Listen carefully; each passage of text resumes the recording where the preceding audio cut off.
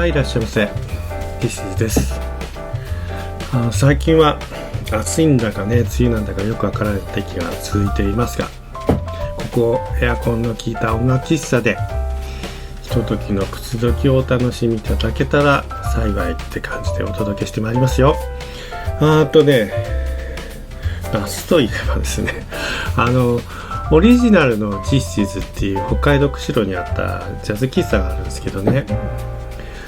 そこはエアコンがないんですよだって釧路なんだもん。さすがにね、今は温暖化で釧路もどうなってるかちょっと自分は最近のことはよくわかんないですけど、かつてはね、音楽らしてた頃はね、だいたい一夏に数回夏日がありましてね、汗ばむ日っていうのもね、ないわけじゃないんですよ。ないわけじゃないけど、それね、すごく貴重なのその1日2日あるかないかをね、しっかり暑いって言わないとね、暑いって言わないまま秋になっちゃうのすごく切ないんですよ。だからもうそういうにはね、もちろんエアコンなんてかけずにね、こううちわを置いてですね、蚊取り線香を焚いてスイカを食べてアイスコーヒーを飲んでジンフィズを飲んでってね、もうね、夏をそこで満喫しとかないとね、すぐ終わっちゃうんですよ、夏なんでというところだったんですよね。まあそんな北のジャズ喫茶も良かったんですけど、うちはね、ジャンルにこだわらずってことで音楽喫茶的に行かせてもらいます。音楽って素晴らしいってことで、今後ともどうぞよろしくどうぞ。で、今回は楽しいオーディオ話題絡みでオーディオ話題じゃないですよ、オーディオ話題絡みで参りたいと思います。今回取り上げさせてくださいはこれ、アーカーゲーンの701って言うんですよ。これ知ってますか？こっちじゃないか、こっちか。見ますか？メイドインオーストリアって書いてありますね。これです。ちょっと古いやつですけどね、手に入れたんで。で、楽曲はドボルザークの交響曲第9番新世界より、みんな大好き701、みんな大好き新世界ということで、今回は楽しく参りたいと思います。よろしくお願いします。まず先に楽曲に関してお断りなんですけど、うちのチャンネルでは割と真面目にね、作曲家や作品に関して調べて語ることが多いんですが、ドボルザークに関してはすでにチェロ協奏曲という回で語り尽くしてしまった感があるので、今回はね、潔く省略させていただきます。すいませんもちろんご存知ですね、メロディーは有名ですよね。遠き山に日は落ちてってやつですね。あれね、まさかね、チェコの重鎮のドボルザーク先生の曲がですね、極東の日本という国の小学校の帰宅時間に子供たちに向けて流されるなんて、いやー、思いもしなかったでしょうねって思って、音楽ってすごいです。あと、この新世界って言えばですね、実はちょっといきなり余談なんですが、新世界を使ったアニメがあったんですよね、最近。高校のオーケストラ部を舞台にしたやつ。バイオリンの生徒たちがメインでね、実は弦楽器好きの自分としてはかなり期待していたんだけど、なんかね、NHK アニメっていうか、残念ながら人間関係の描写とかね、自分にはちょっと合わなかったんですよね。すいません。まあそれはしょうがない。人にはそれぞれね、好き嫌い向き不向きがありますから、それは仕方がない。ただね、バイオリンがメインの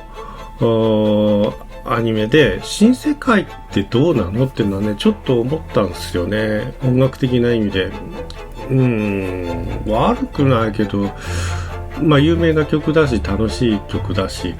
深いし、でもこの曲ってさ、やっぱ木管のメロディーとか中学生の金管の豪快さが聞かせどころじゃないですか弦楽器も活躍はしますけどね、やっぱり一番有名なのはイングリッシュホールだと思うのに、そのね、アニメではそのイングリッシュホールのことを一言も出てこない、すっかりするじゃん。あれ違和感がどうしても残ったな。そもそもね、皆さん、高校のオーケストラ部ってイングリッシュホールがあるんですか？いや、オーケストラ部がある学校自体が少ないと思うけど、イングリッシュホールって希少な上にサイズもでかくて、これ結構値段しますね、これ。っていうかね、ちょっとね、今回ね、楽器の値段をチェックしてみようかなと思うんですよ。イングリッシュホールの値段ってご存知ですか？いくらぐらいだと思います？じゃあね、最安の入門モデルで83万っていうのがありましたね。で、まあ、朗報メーカーの、ちゃんとしたメーカーのものになると、入門モデルで税込み135万円ってのがありました。じゃあ、入門じゃないやつはいくらなんだろうってね、見ると時価って書いてありますよね。インクワイヤーってやつですね。お問い合わせくださいって。まあ、クラシックギターでもね、本当に高いやつはね、ネットで分かんなくて問い合わせくださいって書いてあるんだけど、まあそういうやつですよね。ただね、イングリッシュホールに関してはレンタルがあるんですね。1ヶ月3万から5万ぐらいって。だから普段は欧米を吹いてらっしゃる方が新世界オケでやるからっていうことで、ちょっとね、まあ、練習込みで3ヶ月ほどイングリッシュホールをレンタルして、で練習して本番に臨むっていう感じのっていうなら、まあ10万円程度で済みますね。それでも10万円ぐらいっていうね。まあ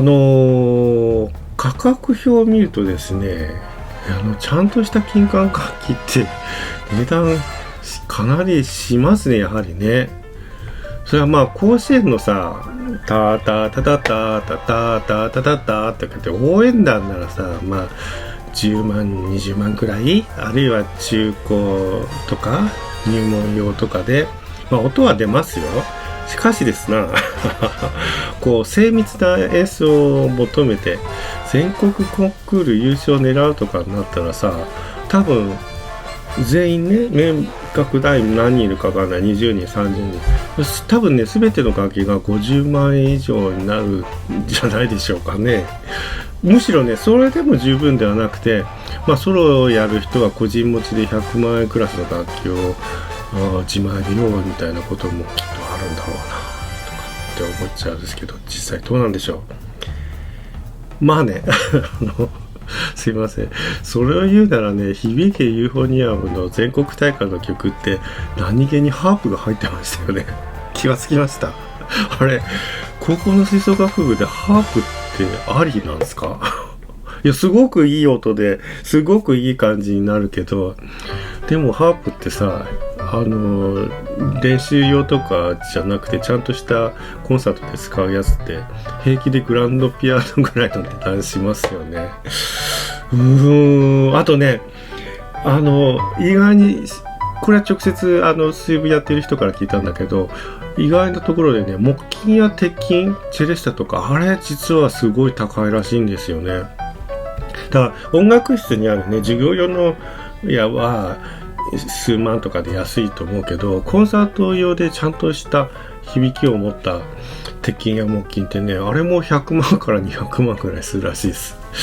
吹奏楽の舞台裏、なかなかえぐいっすよね。で、そんな現実はあるわけですが、実はですね、今回自分が注目したいのはイングリッシュホールでも弦楽でも金管でもないんですよね、実は。金管っていうかね、ブラス系じゃないんですよ。金のフルート、ゴールドフルートです。ほら、有名なイソップでしたっけ？あなたが落としたのは金の斧ですか？銀の斧ですか？ってありましたよね。あんな感じ。金と銀といえば、ちょっとごめんなさい、また話戻っちゃうな。響きユーフォニアムでも金と銀のユーフォニアム出てましたよね。主人公の女の子とさ、転校生のライバルの子がさ、でこれもちょっと調べたんですけど、 UFO はね、さすがでかいだけあって全体が純銀とか純金っていうのはね、さすがにないみたいですね。で、イエローブラスとかゴールドブラスって言って、亜鉛と銅の比率を変えた2種類の金属がまあ普通使われるみたいです。表面はねラッカーやで黄色に光らしたり銀メッキしたりする。価格的にはねちょっとまゆちゃん本戦で選ばれて、アニメでは本戦で選ばれたまゆちゃんが使っていた銀メッキの方が他の金のやつより少し値段は高い傾向にあるみたいですが、まあそれは UFO ですよ。でもねフルートになるとね、フルートこのぐらいのやつですけどね、あり上がるんですよ、純金製のものが金のキラキラマツケンサンバってね、金のフルートっすよ。音色的には14金ぐらいぐらいだったらあんまり変わらないらしいんだけど、24金金の純度が 99.99% でしたっけぐらいのバリバリゴールド含有率が極まってるやつだと、もちろん金属としての比重もね重くなるし、深みある音色になっていくってことですよ。でさあ皆さん、ここでクイズです。その金のフルートの値段は How much？ いくらぐらいだと思いますか？5、600万実はですね、ちょっと安いところから見るとですね、高級フルートで知られる村松さんっていうメーカーが、日本のメーカーがあるんですけど、その価格表を拝見させていただきますとですね、最安のニッケル合金のフルートで26万円からなってましたよね。最安で26万ってさすがプロ用フルートメーカーなんですけど、ヤマハとかだとね10万ちょっと切るやつ、サウンドハウス価格が8万3000円ぐらいからフルート新品手に入れますな、ちゃんとしたやつね、一応ね。でこれが、24金のボディに金具だけ金じゃないやつっていうのもあるんだけど、あえてこの金具をすべて24金ギラギラにするとゴールドマグマ大使みたいにするとですねなんと1300万円って書いてありましたよこれぜひ皆様も一つ1300万円のフルートでご来店を心よりお待ちしておりますって感じですよね。いやー、しかし見た目はかっこいいかもしんないけど、実際の音がどうなんだろうっていうことがね、やっぱね14金ぐらい普通にって言うともあれだけど、手に入るレベルの金含有フルートっていうのはそれほど大きな音色の違いはないっていう話もあるんですけど、さすがにねこの純金ギラギラのフルートは音が違うっすよね。でね、今回の楽曲がそれがすごい分かったし、それを聞き分けさせてくれたのがこの赤毛701なんですよ。はい、701ってご存知ですか？赤毛のこれねミオホンっていうんで有名なやつですね。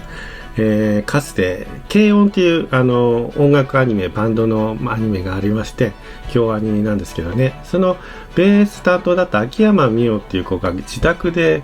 これを使っていまして、でね、なんだあれは白いヘッドホンかっこいいじゃんって言って、あれ8万円するやつじゃんってね、社会現象になったやつですよ。当時は8万ぐらいしたんですけど、赤毛は近年中国で製造にメイドインチャイナに変わって、今ではねサウンドハウス価格税込み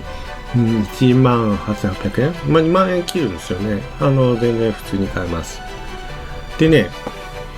今回ちょっと自分ヤフオクチャレンジしてみました。人柱の気持ちで中古取引ですね。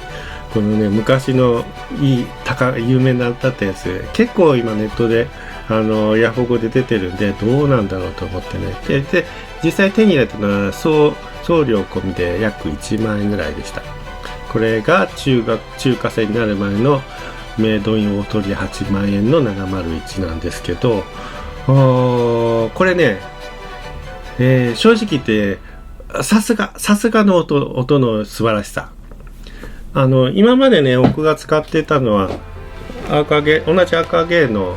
モニタータイプなんですよね。でモニタータイプだと遠慮がないんですよね、本当に。で、こっちは白い方はリスニングタイプで、とても聞きやすくまとめてくれてる。で、音楽に素直に没入できる感じで、まあそれでいてね、細部がね、めっちゃ明瞭で、さすがの名品なんだけど、ただね、これに関しては、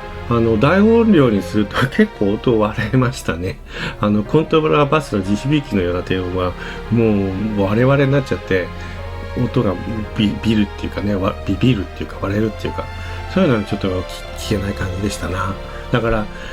これがね、機材としてもそもそも古いからこうなるのか、あるいはこの個体が欠陥だからか、それはちょっと僕にはわかんないんだけど、まあ、買ってよかったと 100% 言い切れるものではなかったです。おすすめは難しい。いや、僕、これ買うのはね。だから、赤毛701だったら、新品でも今2万円しないんで、そっち買った方がやっぱりよかった。そういう結論でございます。でもね、でも、そういう欠点はありながらも、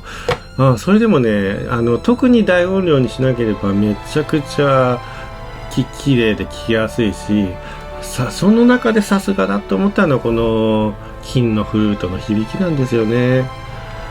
これがね、すごいしっとりとね、響くんですよ。でですね、今回紹介させていただく新世界からの動画の画質もいいんですよ。フランクフルト放送 OK のやつなんですけどね、演奏もすごいし、エッシェンバッハさんの指揮もすごいし、もうね、まあフルートがこれってことはですよ、他の楽器も察してみろよっていうじゃあファゴットの値段はいくらなのそっちの方がむしろ高いぞっていうのはいっぱいあると思うんだけど、まあね、そういう状況が結構明瞭に分かるのね、面白いと思いますよ。金のフルートの登場シーン、タイムスタンプ概要欄に2つほど載せておくんで、ぜひチェックしてみてください。そこだけでもしっとりとした響きがあなたのオーディオ環境で聞き取れるかどうか、ぜひ。金だと抜けは良くないですね。なんか無理して音を出してるっていう感じがむしろする。だから素直にストーンって音が出るのは銀色のフルートの方がナチュラルな感じなんだけど、そのね、この出にくい、あんまりストンとは出ないけど、その感じのフルートらしい響きブーっていうのがね、いい大人の女って感じまあね、楽器のことなんて何も考えずに新世界音楽として楽しむのも、それは全然間違いじゃないですよね。それはそれで素晴らしいことなんだけども、こうやってね、機材とかね、演奏家さんの努力とかね、いろんな積み上げの重ねの上にこの美しくてダイナミックな交響曲演奏があるんだと知ることもね、有意義だよなと思うわけですね。これが噂の1300万円のフルートの音か。尊い音色です。やんごとなき響きですってね、知ってて聞くと面白いっしょつうわけで、リンク紹介させていただく動画はドボルザーク交響曲9番新世界より、ドイツのクローンバーグという私立音楽学校に2022年に新しく作られた新しいコンサートホール、名前がカザルスフォーラムというところにて収録されたもの。とても新しい収録ですね。で、演奏は HR シンフォニー、ドイツ語だから春シンフォニーって読むのかな、ちょっとわかんないけど、要するにフランクフルト放送交響楽団ですね。昔から言われているフランク放送交響楽団で、指揮は人生ベテランのクリストフ・エッシェンバッハさん。エッシェンバッハさんねこの人ね、もう子供時代に戦争経験して、でね、失語症に陥っちゃったらしいですよね。両親が亡くなって、本当になんかのアニメみたいに目の前で殺されたような状況だったのかもしれない。で、言葉を発せられなくなって、それでもようやくようやく言葉を発せられたのは音楽のおかげだったっていう話ですよね。まさに音楽で人生を救われたっていうことをね体現していらっしゃる指揮者さんです、はい、ということでできたばかりのおニューのホールで2年前収録したばかりのクリアな音と映像ねお楽しみください。ではどうぞ。